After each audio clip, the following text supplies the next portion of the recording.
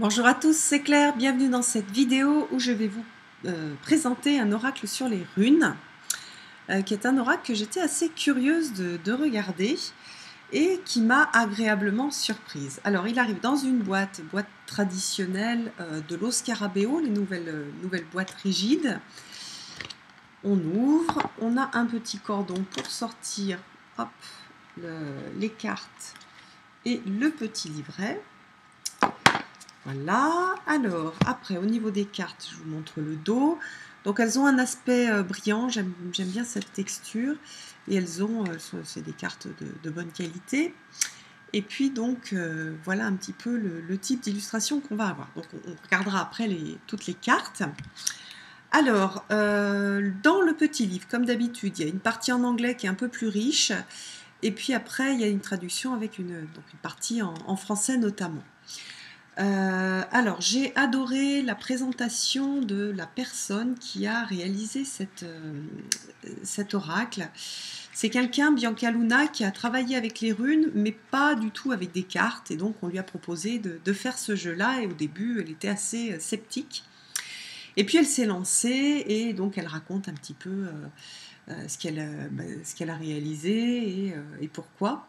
Et je trouve sympa parce qu'on sent qu'il y a une passion, il y a une envie de partager, et donc c'est pas juste des gens qui connaissent rien en runes et qui ont fait un jeu pour faire joli. Non, là on a vraiment quelque chose qui a été réfléchi par quelqu'un qui a l'habitude de travailler avec les runes.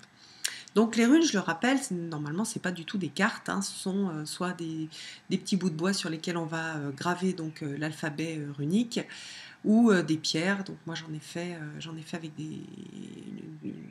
une branche de bois que j'ai coupée en petites rondelles et sur les petites rondelles j'ai gravé les lettres. Voilà, on peut le faire sur de la pierre, on a un petit peu de tout. Et là, on a les cartes. Alors, l'avantage des cartes, c'est quand on ne connaît pas les runes, on va avoir plein d'indices sur la carte. Et puis pourquoi pas, voilà. Alors, je vais vous faire un petit peu la comparaison entre l'anglais et le français, parce que là, il y a moins de différence, donc c'est plus facile à vous montrer. Donc, vous voyez ici, on a une page par rune. Par contre, on a moins de choses en français. Mais on a quand même pas mal de choses intéressantes. C'est-à-dire qu'on va retrouver la signification littérale. Donc, par exemple, la Féou, on a le bétail. La signification métaphorique, richesse, maison, ça correspond aux associations. Donc là, c'est un peu résumé. Le mot-clé, par contre, on a la même chose, donc structure. Au niveau de l'image, on a un petit peu plus de détails. C'est-à-dire que là, par exemple, dans l'image, on a la maison et le foyer au centre de notre territoire, où règne la sécurité et la paix, alors que là, on a la description, donc on voit une maison avec une fenêtre au centre d'une propriété. La maison indique le foyer, donc où on peut trouver paix et protection. Donc là, on retrouve la même chose, symbole aussi de la fertilité, de la sécurité et de l'abondance au centre de notre vie. Donc vous voyez, on a un petit peu plus de choses. Au niveau de l'interprétation, c'est un peu le résumé de inspiration, méditation, et puis après on a quelque chose sur le pouvoir. Donc là, l'interprétation va avoir: nous vivons un moment de bien-être, cela nous rend plus sûrs de nous et plus forts. Ça, c'est vraiment hyper résumé. Après, au niveau là, Runic Inspiration, donc on remet les mêmes choses, il y a le même texte, mais avec beaucoup plus de choses. La famille et les possessions sont un point de commencement, de début, plutôt qu'une finalité. Nous avons en fait la stabilité pour organiser le futur et étendre nos horizons. Donc ça, on ne l'a pas dans la version française. Nos actions sont bien pensées et elles sont aussi dirigées par le calme et le fait de voir, d'avoir une vision, la vision du futur.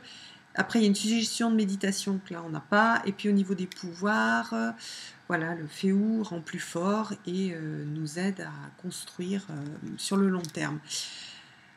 Oui, c'est ce qui est traduit aussi en français. Donc moi, j'adore qu'on ait justement cette partie pouvoir, parce que c'est ce que je fais principalement, c'est-à-dire j'utilise les runes comme des objets de pouvoir, soit en utilisant juste une rune, soit en associant les runes. Voilà, donc par exemple, là, on pourrait utiliser Féou pour construire quelque chose de durable si on a un projet à construire, ou après, moi, j'associe plusieurs runes que je vais dessiner tout ensemble sur un même schéma, enfin, un même dessin. Voilà, donc globalement, il y a un peu moins de choses, mais quand même, il y a plein de choses qui sont intéressantes. Je pense si on veut vraiment après travailler les runes, il faudra prendre un livre. Je vous mettrai sous la vidéo, il y a un livre que j'aime bien, que je vous recommanderais, mais il y en a d'autres, hein, et puis aussi il y a des coffrets qui sont assez intéressants. Mais donc là, j'aime bien, et puis surtout, vous allez voir sur les runes, on va retrouver les illustrations qui correspondent. Alors, je les ai mélangées. Alors, j'ai classé les cartes pour vous les montrer, comme ça me permet aussi de vous donner les mots-clés qui sont indiqués dans le petit livre, et puis de vous montrer le lien avec l'illustration de la carte. Donc ça, c'est la première rune, c'est Féou. Donc la signification, c'est le bétail. Et vous voyez, on a donc un enclos à bétail. Et puis c'est aussi la maison, la richesse. Et donc on voit une maison au fond. Donc on a une illustration vraiment intéressante de la rune. Alors, seconde rune, donc on a Uruz. Là, c'est le taureau. C'est une rune qui représente la puissance, la ténacité, le courage. Ensuite, on a la rune de Thor, en fait, donc l'épine, qui signifie donc, les dangers liés aux défis. Ensuite, celle-ci, c'est Anzu qui a comme signification la bouche. Et donc la bouche, la communication, etc. Donc vous voyez, on voit bien le personnage qui ouvre la bouche, et on a des personnages dessous. Donc on a cette idée de communication verbale. Ensuite, on a Raido, qui est une rune qui est plus sur les transports. Qu'est-ce qui est mis donc Raido, ça veut dire le char du soleil. Et donc on a parcours moral, spirituel et physique. Donc là on a comme un œil, hein, vous voyez la forme de la rune. C'est le flambeau, et c'est le feu qui apporte la lumière, mais aussi la destruction. Alors j'ai beau le don, générosité à donner, capacité à recevoir aussi. Et on a un personnage qui apporte une coupe. Wunjo, c'est la joie. Donc ici, on a aussi au niveau métaphorique l'union, le couple, la sérénité. Donc on a une représentation de couple. Agalaz ensuite. Alors Agalaz. Ah oui, Agalaz, donc c'est la grêle. Force destructrice, moment de crise. Hein, on a un peu ce sentiment de tour. D'ailleurs, la tour qui était aussi appelée la foudre dans le tarot. Donc voilà. Notice, donc c'est la nécessité, c'est les lois inaltérables, le destin, la nécessité. Donc on a cette idée de loi du temps sur laquelle on n'a pas de prise. Donc c'est pour ça qu'on a la représentation d'un sablier. Isa, c'est le givre. Alors je vérifie que ça... Oui, la glace. Augmentation de la conscience. Voilà, on a aussi comme mot-clé l'intuition. Géra, donc c'est l'année. La récolte des succès. Le mot-clé, c'est le triomphe. Donc là, on a vraiment cette notion de récolte avec les raisins et les pommes. Après, on a une rune qui n'est pas sympa, qui est Oise. C'est la mort symbolique et la renaissance. Donc vraiment, on a la même, c'est pareil, un peu comme dans le tarot, cette idée de mort-renaissance qui est avec une imagerie moins sympa que les autres.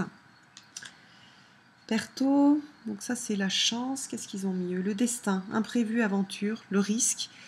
Souvent cette rune, moi je m'en souviens parce qu'elle ressemble à un petit gobelet de dés. Donc voilà, là il joue un peu avec le destin, le risque. On a la notion de risque aussi. Hein, là. Ensuite on a Algise, voilà la carte de l'élan, de la force, de la volonté. Donc là, voilà, on a une enclume. Bon, moi, c'est pas tout à fait, je l'utilise pas tout à fait comme ça. Mais je vous donne les significations qu'il y a dans ce jeu-là pour que vous voyez un peu si ça vous parle. Donc là, celle-ci, c'est Sowelo qui représente la roue. Alors ici, on a donc comme mot-clé la concentration avec charisme, énergie propulsive. Ensuite, on a Tiwaz. Alors, Tiwaz. Et Tiwaz, c'est une flèche qui va sur le haut. Donc, c'est l'étoile polaire, c'est la force intérieure. Et l'ambition. Donc là, on met. Alors, on a un bateau qui affronte la tempête et les flots agités, parvenant à maintenir le cap. D'accord, ok. Donc, c'est la force intérieure qui permet de maintenir le cap. Alors, Berkana, donc là on voit, on a un peu comme une femme enceinte. Alors, qu'est-ce qu'ils mettent sur Berkana? Berkana, voilà. Donc Berkana signifie le signe, donc on voit un signe au fond. C'est la beauté de la féminité, la fertilité, la créativité. Donc là, on n'a pas une femme enceinte, on a une femme avec un enfant. Donc c'est une sorte d'allégorie de la créativité. Alors, Ewaz, le cheval. Le cheval, donc l'action, le mouvement, la détermination. Là, on voit un cheval ailé sillonne le ciel. Ah oui, d'accord, sur le côté. Voilà, je ne l'avais pas vu. Donc voilà, aussi on peut retrouver dans cette espèce de forme de M, comment dire, une forme de cheval. Mais là, donc on l'a représenté et on voit des yeux pour la détermination. Alors, Manaz. Manaz, c'est la rune de l'humanité. Ici, donc, on a bien humanité. On a une union cosmique, coopération,